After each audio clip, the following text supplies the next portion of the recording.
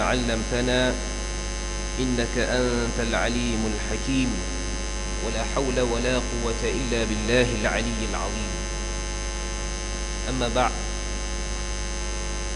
قال الله تعالى سورة آل عمران: أعوذ بالله من الشيطان الرجيم. كل نفس ذائقة الموت وإنما توفون أجوركم يوم القيامة فمن زحزح عن النار وأدخل الجنة فقد فاز وما الحياة الدنيا إلا متاع الغرور. صدق الله العظيم. Syukur kita kehadrat Allah Subhanahu wa taala dengan segala limpah kurnia-Nya,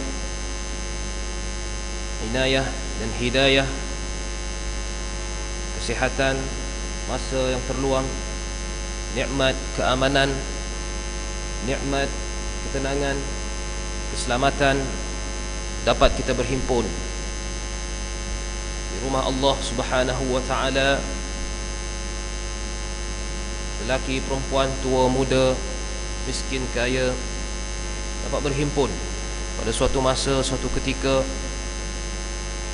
memenuhi jemputan undangan daripada Allah Subhanahu wa taala. Undangan yang terbuka, tidak membezakan sesama manusia. Undangan yang tetap, tidak berubah dari segi waktunya, tetap kitaban mawquta, tetap tak perlu nak ditanya selalu bila sembahyang subuh esok. Sembahyang subuh esok bila? Tak ada orang tanya. Sembahyang subuh esok waktu subuh lah. Jadi orang semua tahu dah. Subuh ni ada gathering. Nanti Zuhur gathering lagi, Asar gathering lagi, Maghrib gathering lagi, Isyak gathering lagi. Mana ada suatu kuasa, suatu kerajaan, suatu kehebatan, mana ada suatu kekayaan seperti ini? Tidak ada. Cukup itu menggambarkan kekayaan Allah Subhanahu wa taala. Orang kaya, sekaya-kaya mana pun, dia buat gathering raya haji, raya Haji Fitri. Dia buat gathering lagi bila ada akikah, ya. Akhir sekali bila nak kahwin, akhir sekali bila dia meninggal. Nanti lepas dia meninggal, tahlil arwah. Itulah dia gathering dia. Tak ada sampai 5 kali sehari. Tetapi Allah Subhanahu wa taala, Allah yang disembah sekalian makhluk, menunjukkan kekayaan, kehebatan. Dan demikian Allah Subhanahu wa taala memperingatkan kita tentang suatu gathering, suatu perhimpunan yang maha hebat, yang maha besar, yang kita baca setiap kali solat sehari semalam 17 rakaat, kita baca 17 kali Maliki Yaumiddin.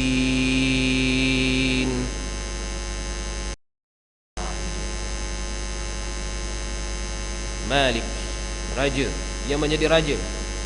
Jika kita nampak suatu perhimpunan yang hebat, suatu himpunan raksasa, suatu himpunan gergasi raksasa yang sangat dahsyat, sangat hebat, begitu agung sekali perhimpunan, tentu kita tertanya-tanya, siapa yang organize ni ya? Kan? Siapa yang menjadi orang nombor satu ni? Siapa yang diraikan ni? Siapa yang menjadi pusat tumpuan ni? Siapa? Jadi kalau perhimpunan itu di Amerika, mungkin Presiden Barack Obama. Di perhimpunan itu di Malaysia, mungkin yang di Pertuan Agong, mungkin Yang Muhammad Perdana Menteri, mungkin Presiden sesuatu parti, mungkin Presiden sesuatu persatuan, sesuatu pertubuhan. Tentu ada orang nombor satu, the number one. Jadi Allah beritahu, nak bagi kita faham, Maliki Yaumiddin. Jadi pada hari Ad-Din itu, hari perhimpunan segala makhluk, bukan sekadar manusia saja, makhluk-makhluk lain dihimpunkan juga. Haiwan, jin dihimpunkan juga. Hari perhimpunan yang maha agung, Siapa? Who is the number one? The number one and the only one. Maliki yaumiddin. Dialah yakni Allah Subhanahu wa taala yang kita memenuhi undangannya pada pagi ini. Syukur kita diberikan segala nikmat untuk berhimpun pada pagi ini. Alhamdulillah. Maka tajuk kita pada perhimpunan ini, perhimpunan selepas kita berhimpun menghadap Allah, ya tentulah kita ada pengisian sedikit sebanyak dalam memahami kehendak Allah. Kita menunaikan yang wajib, kita perlu memahami apa lagi tuntutan Allah, kerana kita ingin menjadi orang yang hampir, yang taqarrub, yang berpangkat. Kita bukan mahu menjadi orang yang biasa-biasa di sisi Allah. Kita mahu mengejar pangkat di sisi Allah. Di dunia ini pun manusia mengejar pangkat, ya. Mengejar pangkat di sisi manusia adalah sebab-sebabnya, sebab-sebab yang dibolehkan. Tetapi di sisi Allah, kalau orang yang beriman, betul-betul beriman, kalaulah di sisi manusia pun mengejar pangkat, mengejar kedudukan, apatah lagi di sisi Allah. Lagilah kita kena kejar. Kalau tak kejar, buat tak tahu something wrong tu, sesuatu yang boleh disemak, yakin dia tu, buat tak tahu pangkat di sisi Allah. Ada Allah itu banyak pangkat. Allah itu siddiqin, syuhada, salihin. Nak jadi anbiya tak boleh, ya. Nak jadi aulia pun entah macam mana tak tahu. Tapi kita boleh jadi siddiqin, cuba menjadi syuhada, cuba menjadi salihin, cuba menjadi para mukminin, muqarrabin, yang hampir kepada Allah, duduk di saf yang paling hadapan. Kalau tak boleh jadi imam pun, kita datang bersihkan surau, bersihkan. Ini antara usaha mendapatkan pangkat. Jadi selepas kita berhimpun tadi, maka kita adakan kuliah-kuliah ini supaya kita dapat memahami lagi sedikit sebanyak kehendak Allah Subhanahu wa taala, supaya keluar daripada surau ini, keluar daripada masjid ini, keluar daripada rumah Allah ini nanti. Maka terus kita cuba laksanakan satu demi satu perintah Allah, satu demi satu, sehinggalah kita zuhur nanti berhimpun lagi kita dapat Allah. Ya Allah, daripada subuh hingga zuhur tadi aku sudah pun melaksanakan perintah-perintah-Mu ya Allah. Aku berhimpun lagi. Jadi perhimpunan setiap hari ini adalah persediaan kita untuk perhimpunan yang maha besar nanti, perhimpunan yang pasti, yang tidak ada orang boleh lari daripada. Yaumiddin, perhimpunan itu dinamakan sebagai hari agama. Hari agama. Okey? Dia tidak dinamakan hari raya, tidak dinamakan hari pahlawan, tidak dinamakan hari sambutan kemerdekaan, dinamakan hari agama. Bermakna kehidupan kita ini perlu tertumpu kepada agama, baru kita boleh berjaya, baru kita boleh ada nampak sedikit sinar, sedikit harapan, sedikit kepastian, suatu bentuk cahaya pada perhimpunan itu nanti. Maka Allah Subhanahu wa taala dalam surah Ali Imran memperingatkan kita tentang proses ke arah perhimpunan itu, iaitu al-maut.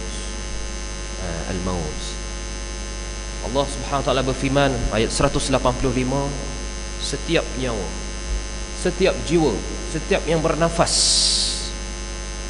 dha'iqatul maut, adalah pasti dia itu juga, sebagaimana dia itu bernafas, maka dia itu juga pasti merasai kematian. Kita bernafas ni kan, kita tarik nafas, kejap lagi kita tarik lagi, kita tahu kejap lagi kita akan tarik lagi. Sebab tu kita boleh lepas nafas tu. Kalau kita lagi 3 kali nafas, yang kali ketiga tu yang terakhir, tentu kita tak lepas nafas yang ketiga tu, kita tarik panjang-panjang, tak lepas dah, tahan yang terakhir. Jadi sebagaimana pastinya kita akan bernafas, maka Allah kita pasti kamu itu merasai al-maut. Jin pun merasai mati, haiwan pun merasai mati, serangga, lalat, tikus merasai mati, manusia, jin, sehinggakan para malaikat, para anbiya, dan sehinggakan malaikatul maut. Siapa nama malaikatul maut? Israel, bukan Israel. Israel ini lain. Israel juga merasai kematian yang dia tidak pernah merasainya. Allah yang mencabut nyawa Israel. Apakah lagi tugas yang tinggal pada ketika itu? Lalu Israel sudah tidak ada tugas lagi, semua sudah dicabut, nyawa sudah dicabut. Lalu dia menghadap Allah, maka Allah pun mengatakan, masa kamu pula sudah tiba untuk kamu merasai kematian. Kullu nafsin dha'iqatul maut, maka akulah yang mencabut nyawa.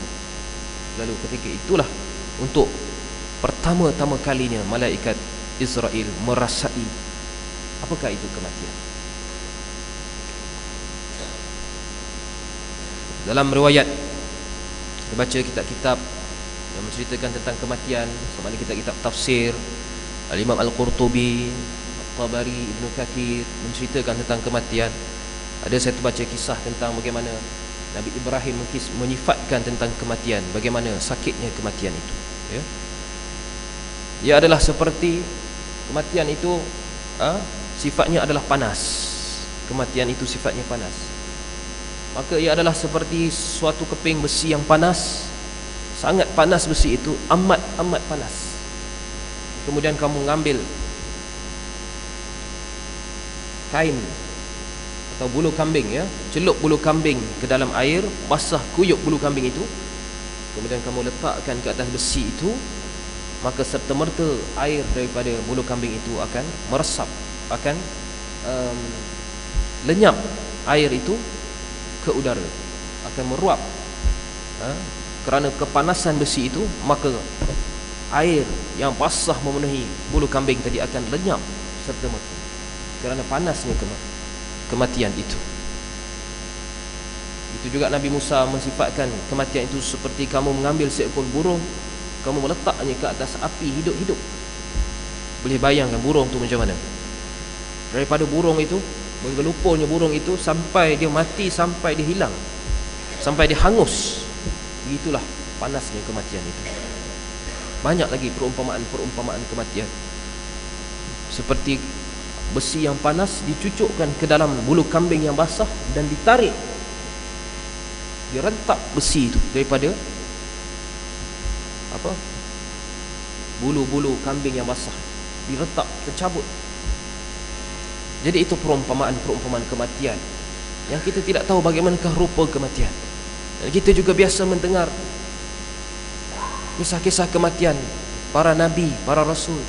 Ada yang mati dalam keadaan yang digergaji. Nabi Zakaria, ya, Nabi Yahya mati dalam keadaan dibunuh oleh Bani Israel. Pada akhir sekali Allah berikan kepada Nabi Isa, mereka nak bunuh juga Nabi Isa, tak boleh.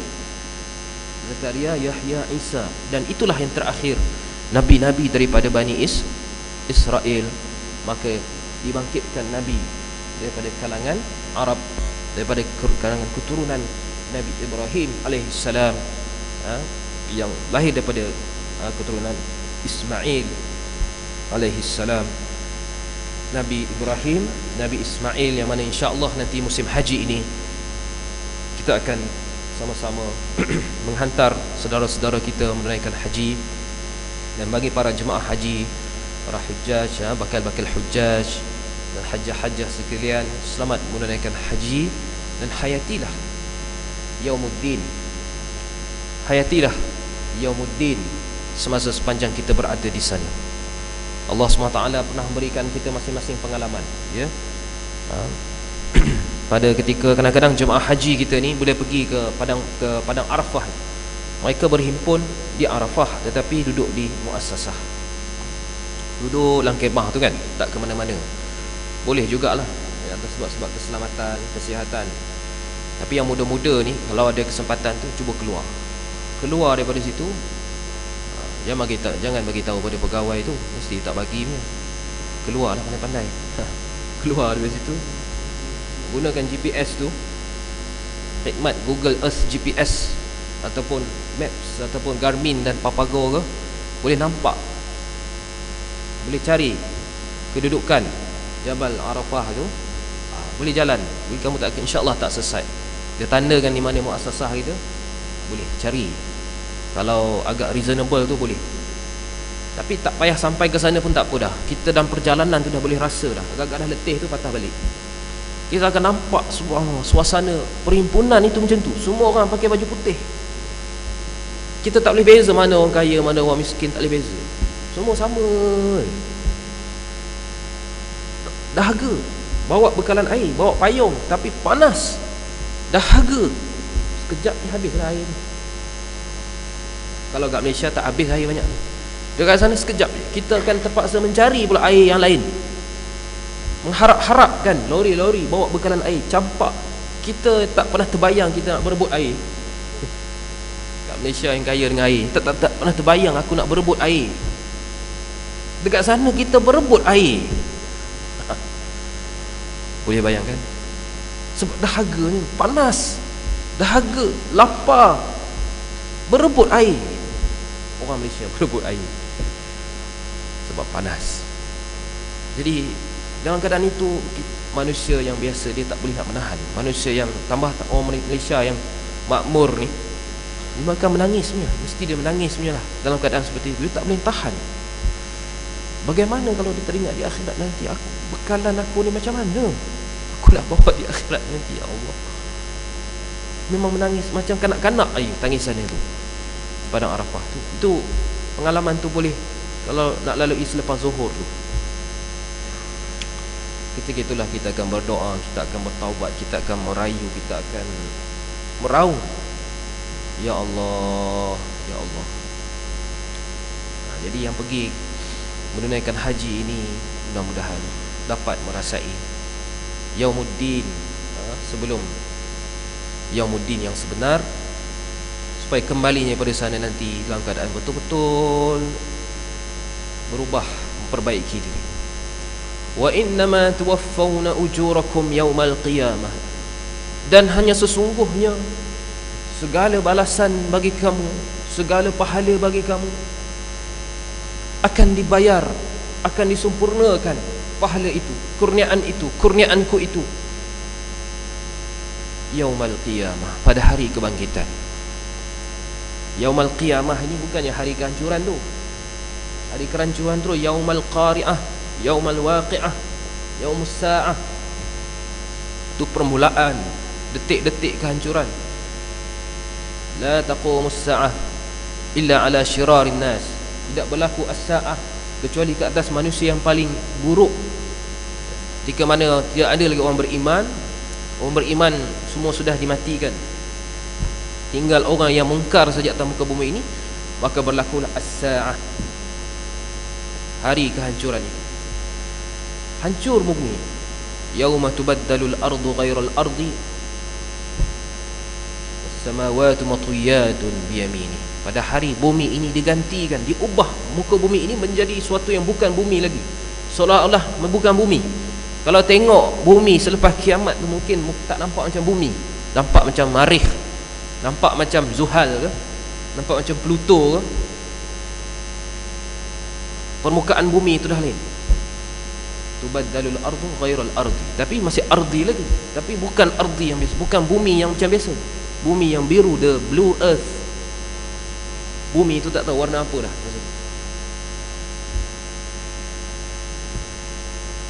Di situlah kita berada. Kita berada pada planet bumi. Kita tidak keluar dari planet bumi. Pada hari qiyamah, hari dibangkitkan itu nanti, yaumul qiyam. Qiyam ni kan berdiri. Fa izahum qiyamun yanzurun. Pada ketika itu mereka semua berdiri, melihat-lihat, memerhatikan keadaan. Yanzurun, mencari Tuhan. Ada yang mencari Tuhan pada ketika itu, dia kata patung inilah Tuhan saya. Ada yang mengatakan Fir'aun ini Tuhan saya. Ada yang mengatakan bendera Malaysia ni Tuhan saya. Saya hidup keranamu Malaysia. Di sini lahirnya cinta kepada ini orang tidak beragama, kita kesian. Cinta kepada tanah air tidak boleh disamakan sama sekali dengan cinta kepada Allah SWT. Keranamu Malaysia, kalau dia silap faham keranamu Malaysia itu bahaya. Kerana Allah segalanya, untuk negara, untuk umat, untuk ummah, okey, untuk Malaysia. Ya, itu maksud kerana Malaysia itu kerana Allah. Kerana Allah, aku berkhidmat untuk ummah, termasuklah negara Malaysia yang tercinta ini. Jadi Yaumal Qiyamah, ketika itulah, ini kematian, ya. Semua ini kematian, kematian, kehidupan selepas kematian di dunia ini adalah kehidupan yang sebenar. An-nasu niyamun fa idza matu intabahu. Manusia ini tidur, kata para ulama. Tidur. Manusia ini seperti orang yang tidur. Apabila mereka mati, barulah mereka itu intabahu, tersedar, bangun tidur. Bila bangun tidur? Bangun tidurnya itu setelah dia mati. Tentu ada yang pernah bermimpi macam mana mati, kan? Saja Allah nak bagi hidayah, Allah bagi dia rasa pengalaman mati, ataupun pengalaman seolah-olah nak mati, nak kena presiden ke apa, na'udzubillah misalnya, malaikat datang ke tiba-tiba nak ambil nyawa, nak mengucap tak boleh. Jadi pengalaman seperti ini bagus. Ada orang yang memang dia koma, semasa koma dia merasakan pengalaman mati. Bila dia hidup, dia ceritakan pengalaman mati. Jadi ini bagus, supaya kita bersedia pada setiap masa. Dan persediaan, sebaik-baik persediaan, sepenting-penting persediaan dalam hidup ini ialah persediaan untuk hari kematian. Kalau kita boleh bersedia untuk perkahwinan, bersedia untuk peperiksaan, bersedia untuk menghadap sultan, bersedia untuk hari raya, korban, bersedia untuk pergi haji, bersedia pergi immigration tu, nak tengok, nak melalui custom ni, bersedia tengok lengkap ke tidak pasport aku ni, nak naik kapal terbang, tiket ada ke tidak, boarding pass, semua itinerary, semua cukup, bersedia. Baggage tak boleh lebih, tak boleh kurang boleh, jangan lebih. Bersedia untuk kematian. Inilah sepenting-penting persediaan ini, sepanjang masa. Dan bila masa persediaan itu akan ditamatkan. Jadi tuwaffawna ujurakum yaumal qiyamah, itu berarti suatu berita gembira buat mereka yang bersungguh-sungguh mencari Allah dan Rasul, bersungguh-sungguh ketika kehidupan dunia ini menghampirkan diri kepada Allah dan Rasul. Di situlah ujurakum, upah kamu, ganjaran kamu, ya, pencen kamulah dia. Nah, pangkat yang paling tinggi sekali pencen lah. Upah pencen tak adalah lagi. Jadi pencen kamu dapat kat situlah. Sebelum tu memang susah lah kamu banyak macam-macam cabaran lah kamu. Lagi nak dekat pencen tu, lagilah banyak kamu punya tanggungjawab kamu kena tunaikan. Tapi bila dah pencen tu, insya-Allah lega lah. Ada hamba Allah yang menceritakan pengalaman dia diziarahi mungkin dalam bentuk mimpi lah, ya, atuk dia yang meninggal dunia. Orang Jawa pula dia kata, bila dah mati tu dia kata lega dah, dia kata lega, wis lega. Ada orang Jawa sini, wis lega ni memang lega tu, memang lega betul lah. Masa hidup tu memang nampak susah atuk dia ni, susah atuk ni, macam-macam cabaran hidup tu. Tapi bila dah meninggal tu, atuk dia kata wis lega dia. Kamu kehidupan dunia susah, cabaran dunia ni dah tak ada apa-apa makna lagi dah. Senang dunia ni, susah dunia ni, tak ada apa-apa benda lah lagi. Bila kematian tu dalam keadaan yang baik, wis lega dah. Itulah kehidupan yang abadi. Kamu tak perlu risau lagi. Sebab itu orang memburu syahid, para syuhada, kematian para syuhada yang begitu menarik diceritakan Allah Subhanahu wa taala dalam Al-Quran, ya. Wa yastabshiruna billadzina lam yalhaqu bihim min khalfihim alla khawfun 'alaihim wa la hum yahzanun. Yastabshiruna bi ni'matin min Allah wa fadlin lam yamsasuhum su' wattaba'u ridwanallah. Golongan yang mati syahid ini, mereka tidak mati di sisi Allah, mereka seperti orang hidup. Di sisi Allah hidup, yurzaqun, mendapat rezeki. Sebagaimana orang hidup ni Allah bagi rezeki, tak tahu hari ni nak makan apa. Tengok ada nasi lemak, alhamdulillah. Tengok ada tak basah-basah, ada orang bagi nasi dagang. Telur nasi lemak yurzaqun, nasi dagang. Jadi begitu orang mati yang syahid ini, yurzaqun, mendapat rezeki. Mereka ini bila meninggal, mereka ini diletakkan pada kedudukan istimewa, bebas, mereka boleh terbang sana sini terbang. Rasa macam nak hidup balik. Ini tafsir, tuan-tuan boleh buka kitab tafsir Ibnu Katsir, buka ayat tu. Wala tahsabannal ladzina qutilu fi sabilillahi amwat. Sehingga Allah tanya, apa lagi nikmat yang kamu nak? Apa lagi yang kamu nak? Apa lagi yang kami nak? Begitu banyak nikmat Allah bagi. Boleh terbang dengan bebas daripada satu taman ke satu taman, terbang menaiki burung ni, burung yang Allah bagi burung pada dia, kenderaan ini terbang daripada satu taman ke satu taman ke satu taman sampai penat, lalu mereka singgah dan berehat di pancuran-pancuran di bawah arash. Lalu Allah melihat, apa lagi kamu nak? Ada tak apa-apa lagi yang kamu nak? Apa lagi yang kami nak, wahai Allah? Itu banyak sekali nikmat ini. Apa sehingga kan akhirnya mereka, ya Allah, kami nak kalau boleh kami hidup balik ke dunia supaya kami dapat berjuang lagi di jalan Allah, di jalan-Mu ya Allah. Kami dapat berjuang lagi di jalan-Mu dan kami mati syahid lagi. Jadi kematian itu bagi mereka suatu nikmat. Dan kami dapat memberitahu kepada kawan-kawan kami, saudara-saudara kami yang hidup, betapa nikmatnya mati syahid ini. Lalu Allah kata, tak bolehlah begitu. Maknanya tidaklah kata macam tidak bolehlah begitu, tapi maknanya tak boleh hidup balik.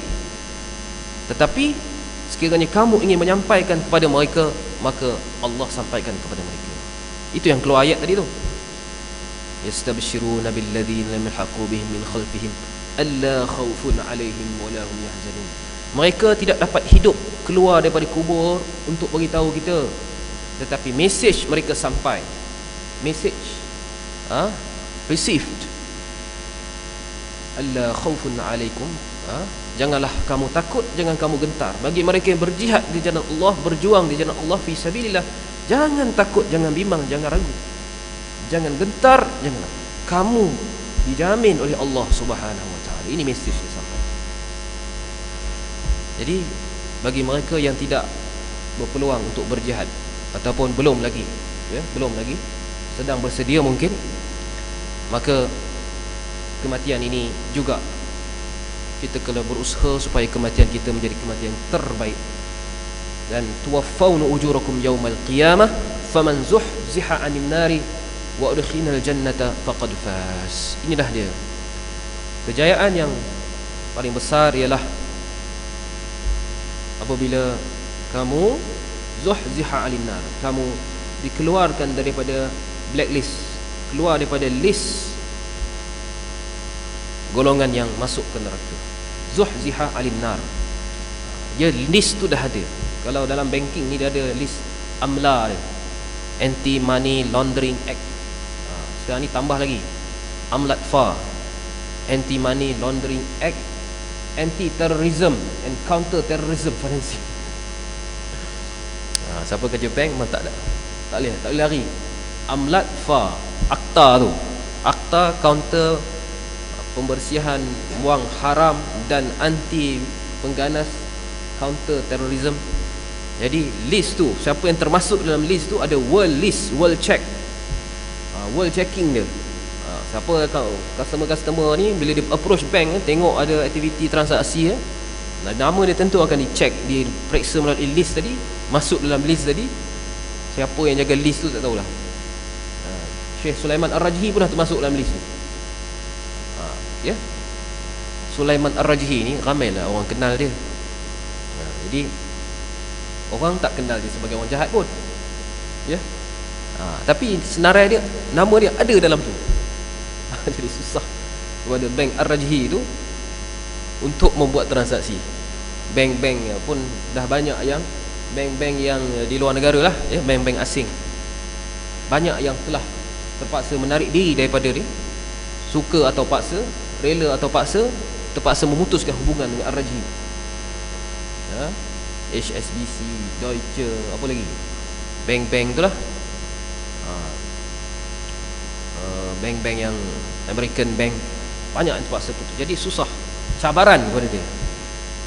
Jadi kita melihat keadaan seperti ini, Siapa yang zuhzih an, itu perumpamaan dunia.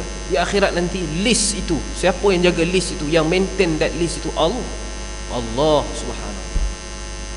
Jadi siapa yang tidak ada dalam list, ataupun ada tetapi akhirnya dikeluarkan daripada list itu dengan rahmat Allah, dengan syafaat daripada Allah melalui Nabi sallallahu alaihi wasallam, syafaat melalui Al-Quran, syafaat apa saja, belas ihsan daripada Allah, faqad faz, maka dia telah berjaya. Wa mal hayatud dunya illa mata'ul ghurur. Kehidupan di dunia ini tidak lain hanyalah semata-mata kesenangan yang memperdaya. Kesenangan yang memperdaya ni, ada mikrofon, wah cakap hebat, semua orang dengar. Cuba tarik mikrofon tengok, deh tegak nak bagi orang dengar. Ada Facebook, ada WhatsApp, wah senang ni nak sebarkan maklumat ni. Kerajaan Arab Saudi ingin memindahkan makam Nabi, senang ni sebarkan ni. Cuba tengok, tak ada WhatsApp tengok, oh susah banget nak sebarkan ni, siapa nak percaya? Jadi maklumat tu betul ke tidak tu tuan-tuan? Kerajaan Arab Saudi ingin memindahkan makam Nabi sallallahu alaihi wasallam. Ada tak ada dengar berita ni? Ada kan? Akhbar independen mula-mula menyebarkan maklumat ini. Jadi setelah dikaji, maklumat ini bukan pertama kali rupanya, dah berkali-kali lah disebarkan daripada tahun 2011 lagi. Tapi zaman dulu mungkin tak ada WhatsApp, orang pun bukan baca sangat independen tu, jadi orang tak tahu sangat lah kan. Tapi lah ni sudah ada media baru, sudah ada saluran-saluran baru, tersebar dengan cepat maklumat itu, maka menjadi satu kekacauan lah juga. Ini nak dekat jemaah, nak dekat musim haji lah ni, biasa macam ni lah ni.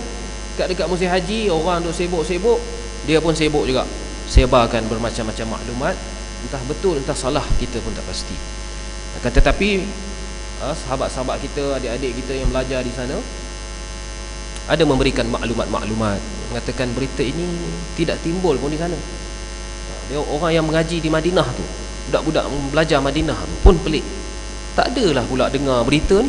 Orang Madinah pun tak tahu. Kalau ikut berita independen tu, kononnya maklumat telah disebarkan kepada jemaah masjid, kepada pihak, ramai pihak sudah diberitahu, tak ada pula.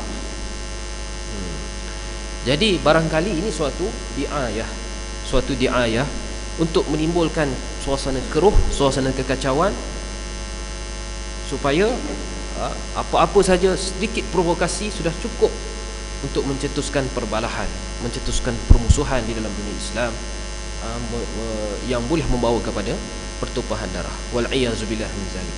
Jadi kita kena berhati-hati, jaga elok-elok, jangan percaya perkara-perkara berita-berita yang kita belum tahu kepastian dia. Tahu tak apa, percaya tu reserve dulu, nanti dulu.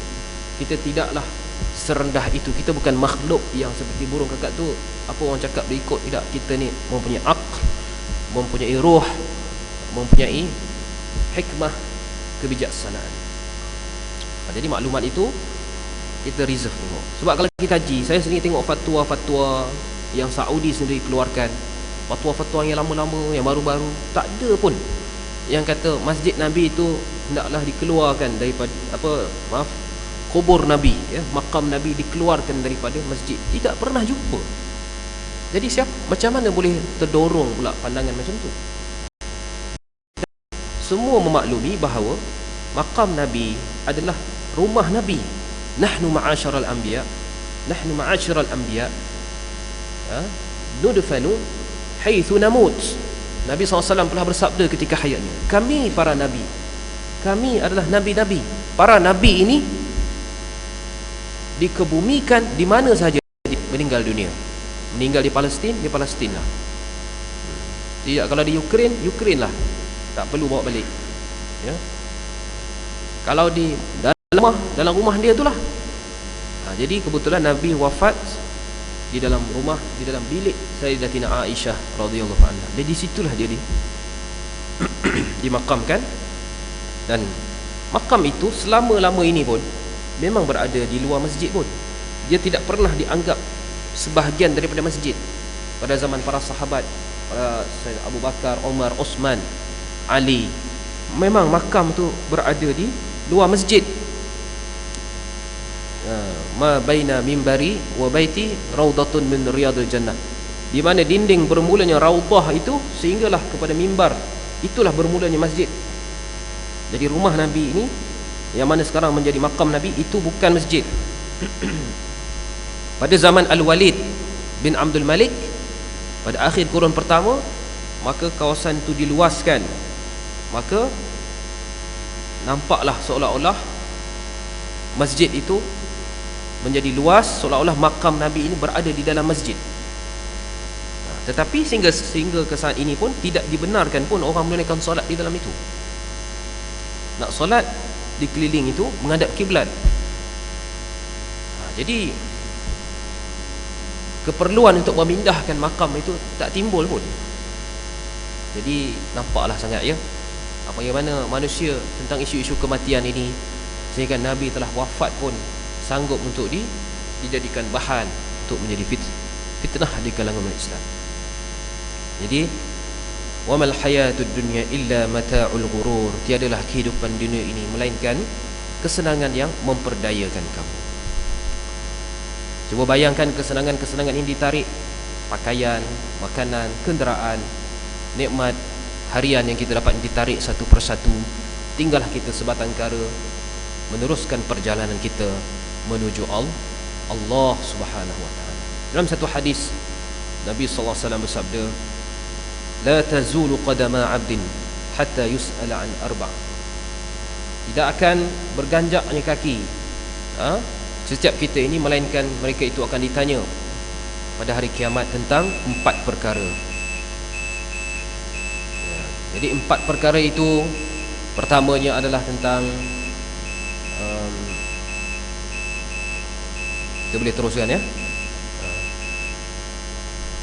4 pertama yang akan apakah itu 4 perkara yang akan ditanya pada kita? Perkara yang pertama pasti kamu akan ditanya tentang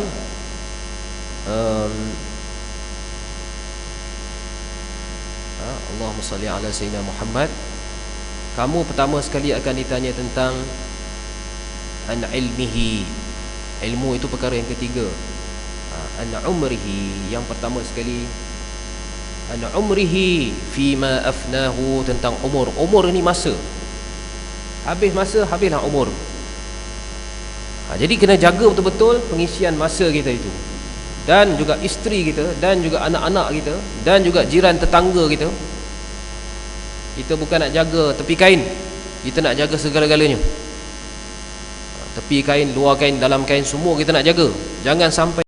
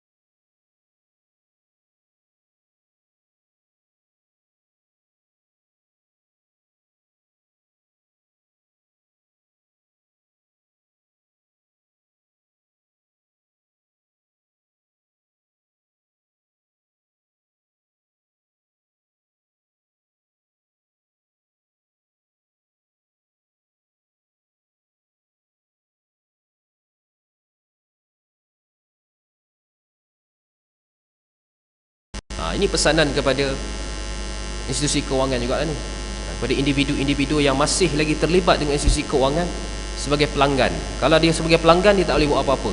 Maksudnya keluarkan ajalah duit tu daripada perbankan konvensional, masukkan ke dalam perbankan Islam. Mana-mana pun tak apa, perbankan Islam banyak, berpuluh-puluh perbankan Islam sekarang ni, masukkan. Jangan biarkan pada bank-bank konvensional. Sebab kerana kamu membiarkan wang kamu, duit masjid kat mana? Duit masjid bank mana? Tengok ni, duit masjid jangan letak dekat conventional bank, keluarkan, letak kepada Islamic banking. Mana-mana Islamic banking.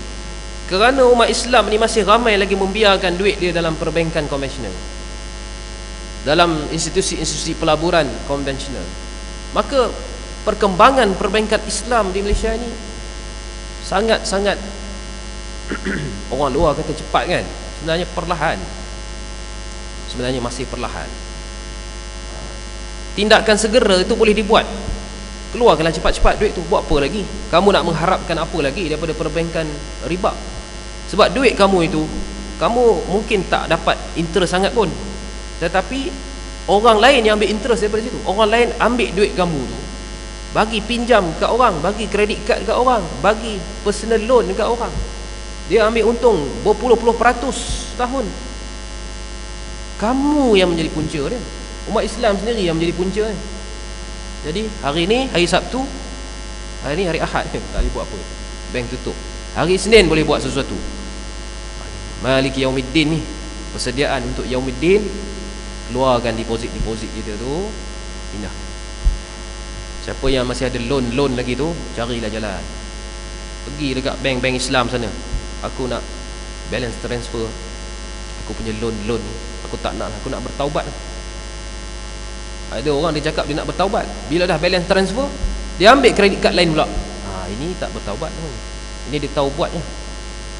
Jangan bertaubat, maksudnya aku hapuskan semua loan dan aku tidak akan kembali lagi, tidak akan kembali. Falahu ma salafa wa amruhu ila Allah. Perkara yang dah lalu tu, falahu ma salaf, dan serahlah kepada Allah. Wa man ada fa ulaika ashabun nar. Siapa kembali, itulah penduduk neraka. Fa'zanu biharbi min Allah. Isytiharan perang ke atas orang yang masih lagi tak faham tentang masalah riba ni. Jadi itu lain ceritalah, pada waktu yang lain insya-Allah kita boleh sambung tentang permasalahan riba. Jadi yang ketiga tadi, Allah nak tahu dari mana harta kamu ambil dan ke mana kamu belanjakan, dari mana sources of fund kamu dan mana expenses kamu. Dan perkara yang keempat ialah Allah Subhanahu Wa Taala bertanya tentang wa an ilmihi, tentang ilmunya. Maza amila bih, apa yang dia perbuat ataupun duk buat apa dengan ilmu. Ilmu cukup banyak mengaji, degree, sijil, bachelor, masters, doctorship, doctorate, doctorate, dah jadi specialist, ada post specialist pula lagi. Tak habis mengaji, habis masa mengaji. Kalau nak tengok tak balance dengan habis masa dia untuk menyampaikan ilmu, untuk menyebarkan faham. Ilmu boleh disebar, faham mungkin tak tersebar.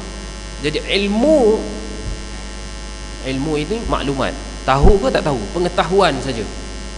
Pengetahuan, tahu tapi tak faham, tak boleh.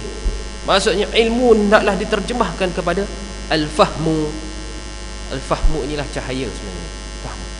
Kenapa gelap dunia Islam ni? Sebab al-fahmunya itu malap, kefahamannya itu kelam.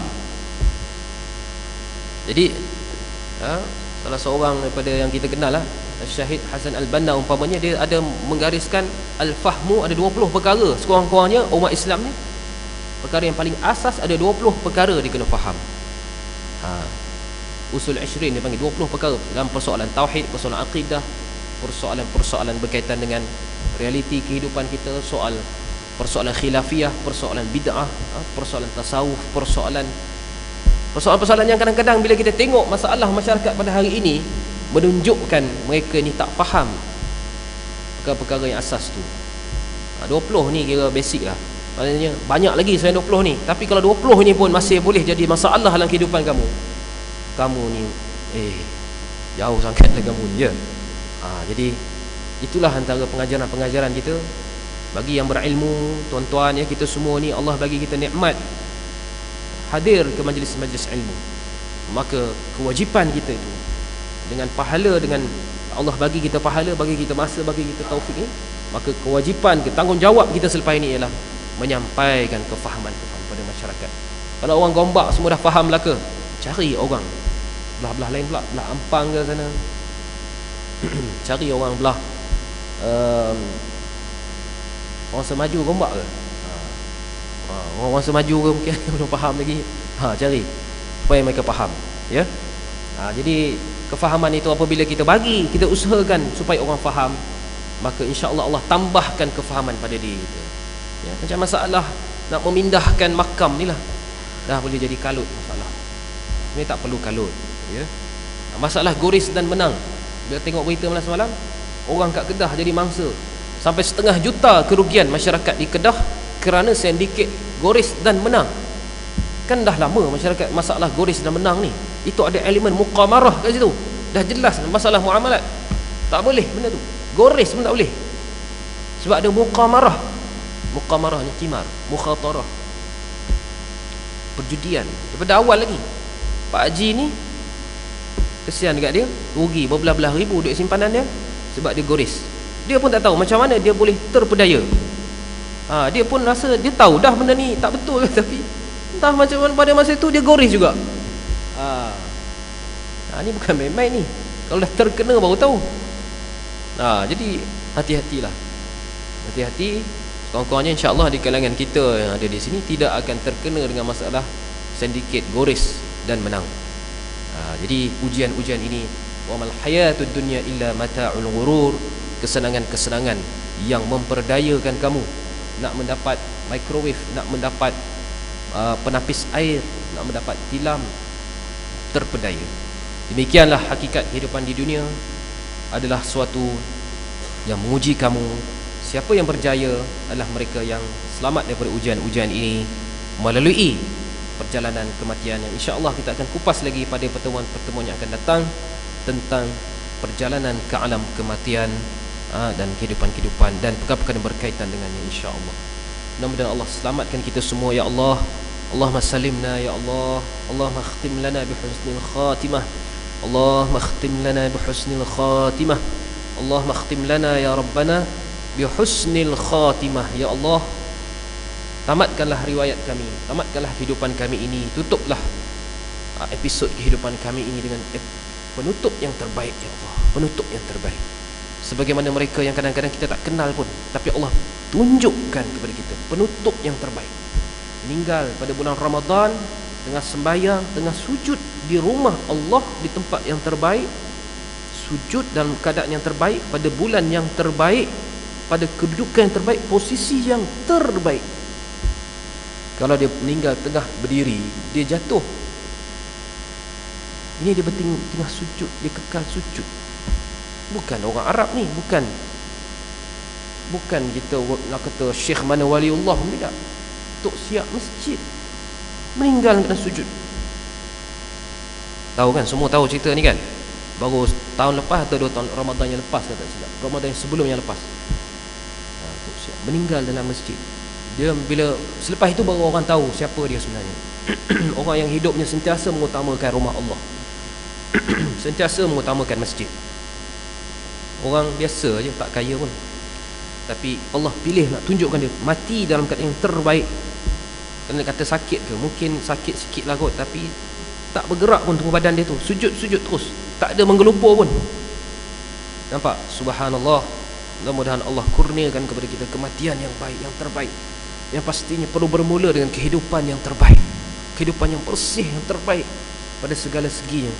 Walaupun manusia tak tahu, walaupun semua manusia tak tahu pun, tetapi yang tahu itu tahu, yang perlu tahu itu tahu, iaitu Allah Subhanahu wa ta'ala. Sanan buat diri saya dan kita semua, mudah-mudahan kita sentiasa berdoa, Allahumma khtim lana bi husnil khatimah wa la takhtim 'ala ya Allah bi su'il khatimah. Ada apa-apa soalan? Sekadar itu dahulu kuliah subuh kita pada kali ini. Semoga Allah Subhanahu Wa Taala mengurniakan kepada kita kesabaran melalui kehidupan ini dan membimbing kita ke arah kematian yang terbaik dan bertemu dengan Nabi sallallahu alaihi wasallam di akhirat nanti dalam keadaan yang terbaik. Aqulu qawli hadza wa astaghfirullah li wa lakum. A'udzu billahi minasyaitonir rajim. Bismillahirrahmanirrahim. Alhamdulillahi rabbil alamin. Wassalatu wassalamu ala sayyidina Muhammad wa ala alihi washabihi ajma'in. Allahumma khtim lana bihusnil khatimah wa la takhtim alaina ya Allah bisu'il khatimah. Subhanakallahumma bihamdika asyhadu an la ilaha illa anta astaghfiruka wa natubu ilaik. Subhanakallahumma bihamdika nashhadu an la ilaha illa anta nastaghfiruka wa natubu ilaik. Rabbana atina fid dunya hasanatan wa fil akhirati hasanatan wa qina azaban nar wa adkhilna jannata ma'al abrar. Ya aziz ya ghaffar ya rabbal alamin.